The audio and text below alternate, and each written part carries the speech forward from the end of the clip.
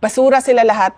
Hindi ko alam kung sino nagsulat. Gusto ko sabihin sa kanya, i-recruit mo ako magsusulat niyan. Papasok yan sa korte. Tapos, yung pang-apat, yun na yung corrected copy ng lahat. Kilala ko kung sino, isa sa mga abogado na sumulat noon, na sinasabi ko nga kay Micah Forward, abogado ba ito? Tingnan mo naman itong sinulat niya, pero syempre, ayoko sila tulungan. Alam nyo, kaya umabot yun sa ilan? Tatlo, di ba? Kasi yung unang sinulat, basura. Basura siya. Wala siya at all any leg to stand on in any court.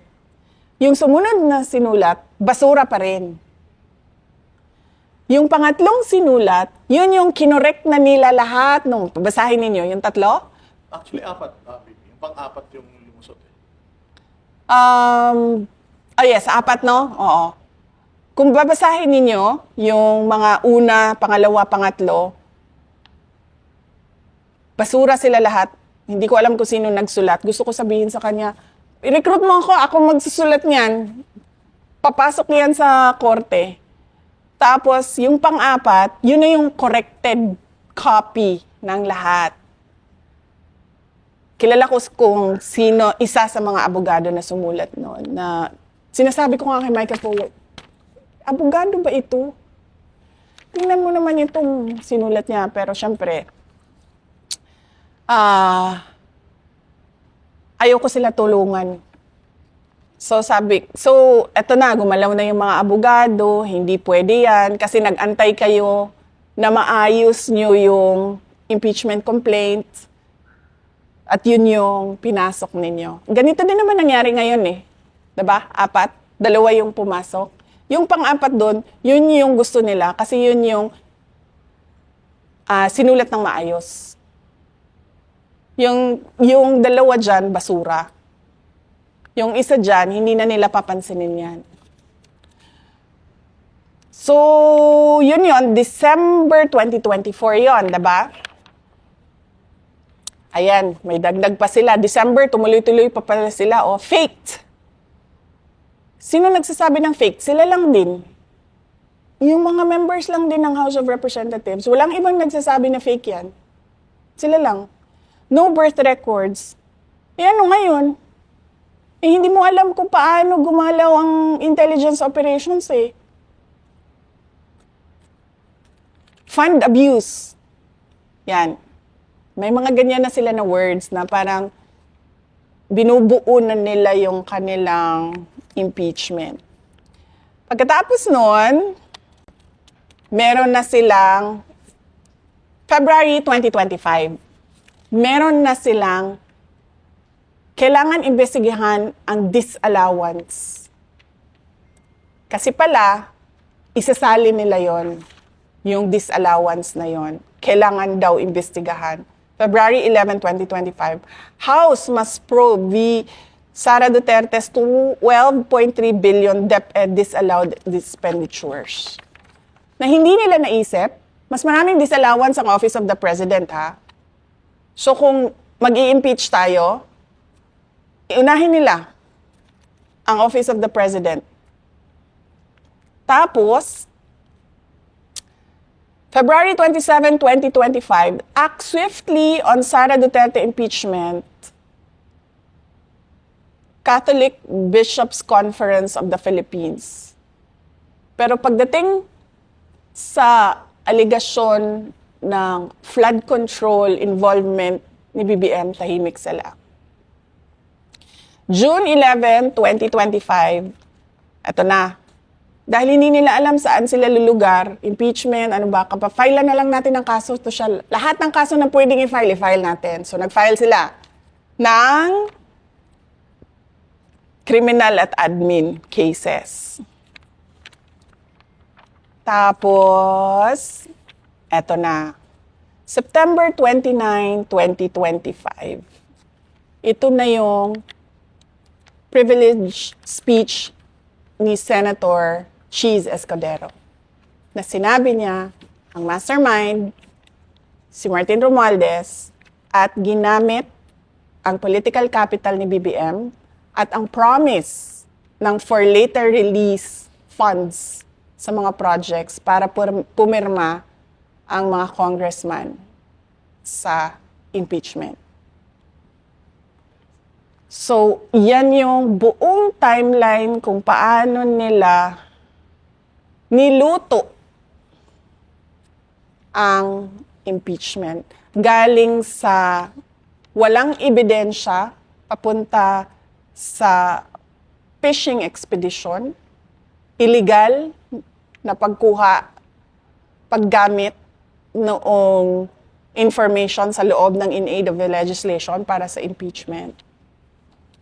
At yung meron na talagang nagsabi na yung mga pumirma ay pinramisan ng for later release na funds. Yes, Congressman mismo, si Congressman Toby Chanco, sinabi niya yan, na isa daw sa reason kung bakit yung alyansa nagka-leche-leche dahil dun sa impeachment na ginawa sa inyo. So, nasabi yan ni Toby Chanco. Kasi, paniwala ko, nagmamadali din sila mag-promise ng pera. Kasi election na eh. Siyempre, lahat ng mga congressman parang tipong, nasaan na yung funding namin? Election na kami. Kami din eh. Mag-i-election din kami. Hindi lang naman kayo eh. Diba? So, lahat yon ay yan. Planado. Yung pong yung latest na impeachment, meron silang sinasama pang iba na yung si Madriaga. Ano po ba ang kwento sa likod nito? Oo. Si Madriaga ay kinasuhan ko ng perjury dahil hindi ako papayag na itulad nila ito doon sa ICC case ni dating Pangulong Rodrigo Duterte. Kung makikita niyo yung ICC case, ang mga unang sinubmit doon ni Trillanes ay si Las Cañas at si Matubato. Kasi galing yun dito, di ba? Sa atin, sa Pilipinas. Meron silang hearing, pinabayaan sila ni PRD na magsalita, nagsalita sila, nagpa-interview sila, ganon. Pero hindi question yung credibility nila. Parang tinanggap na lang ng lahat na totoo yung sinasabi ng witnesses.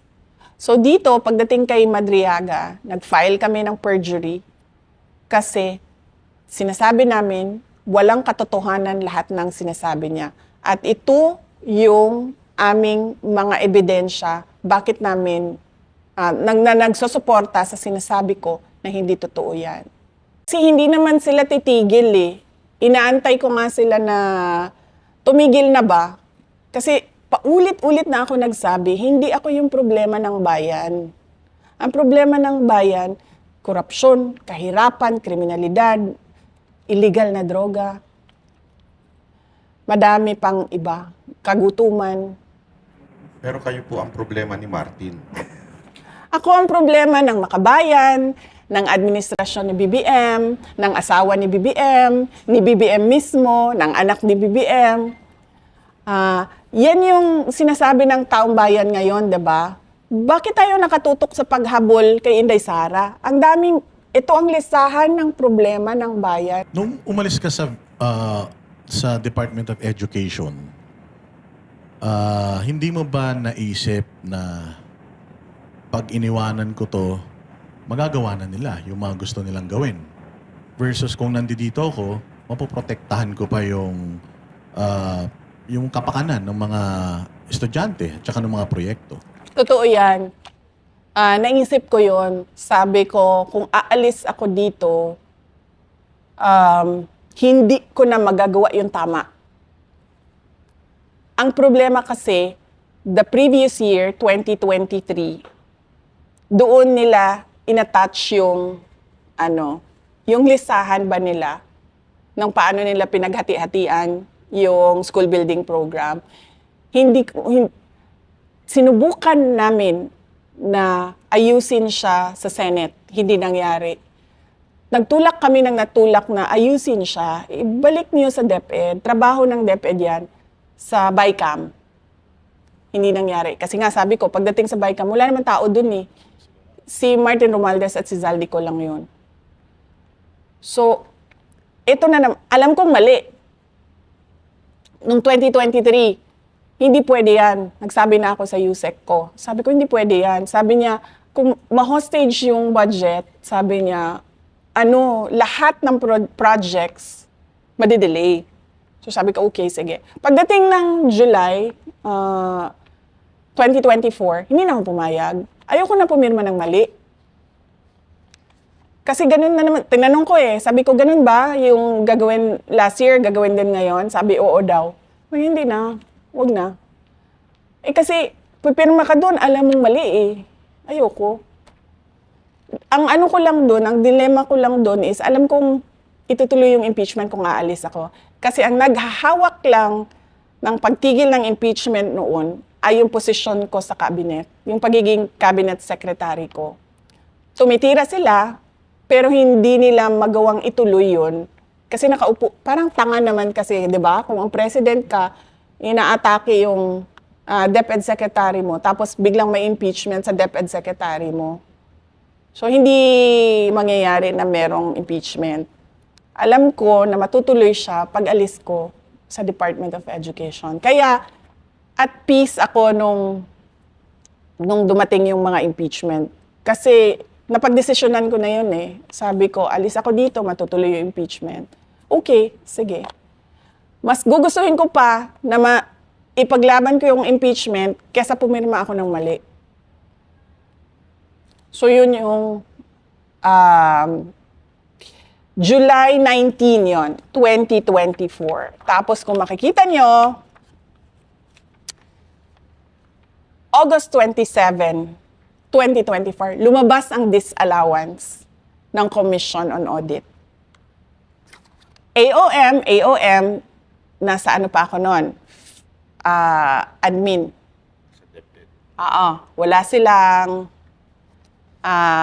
Wala pa silang ebidensya. So, gamitan natin to ng AOM.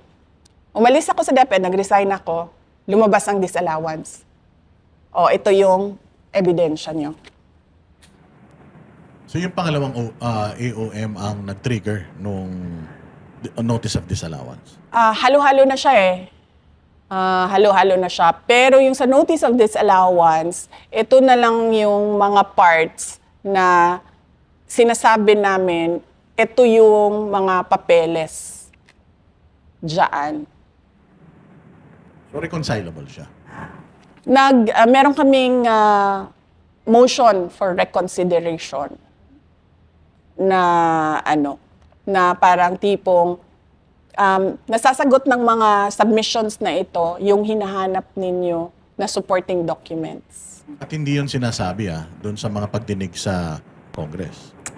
Siyempre hindi, kasi hindi sasabihin yun ng House of Representatives. Even nga yung credit notice ng Department of Education sa confidential funds, malinis na naayos yung submissions. Hindi nila binabanggit yan. Siyempre, ang kasi ng House of Representatives ngayon, sirain yung pangalan. Swerte na tayo kung ma-impeach siya.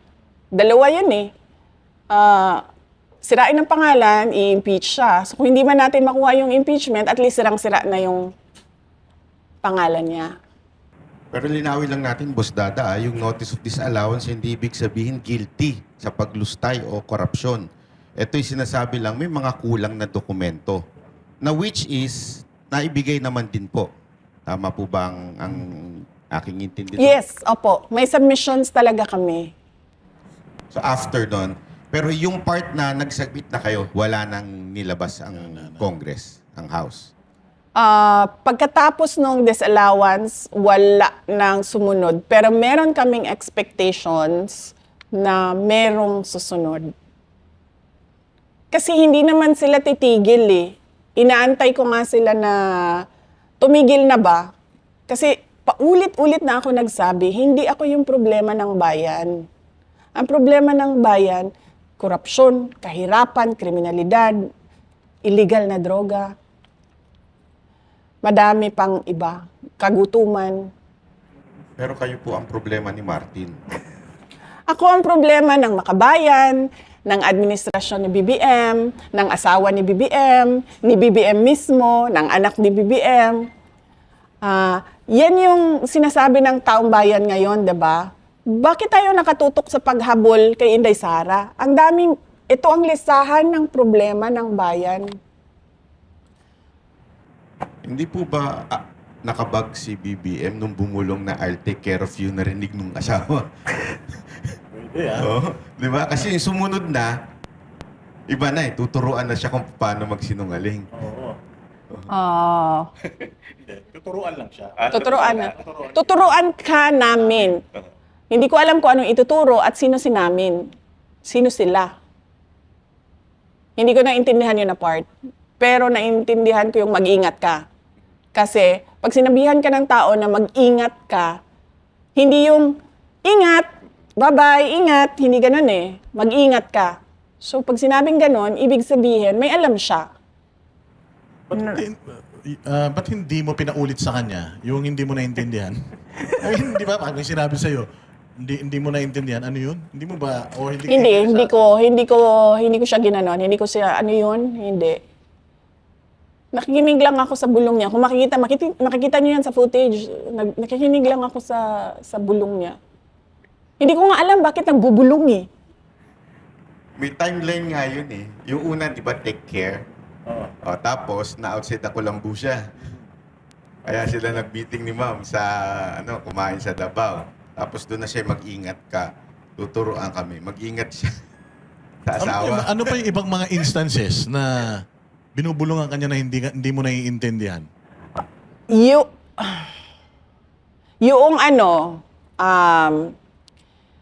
Kung maalala nyo, nagpa-interview yung asawa niya sa isang media person. Nagpa-interview. Doon, tinreten niya ako, di ba? She crossed the line. I don't like her. Bad shot siya. Ano pa yung sinabi niya? Isang tawag lang yan sa Romania. Parang may ganun siya. Yung mga niya. Tapos ako, parang nagulit ako noon. Sabi ko, bakit ito siya nakikialam sa trabaho? Trabaho ko. Ito pa yung before ako nag-resign, ha. Tapos nagkita kami ni BBM noon. Graduation ng PNPA sa Cavite.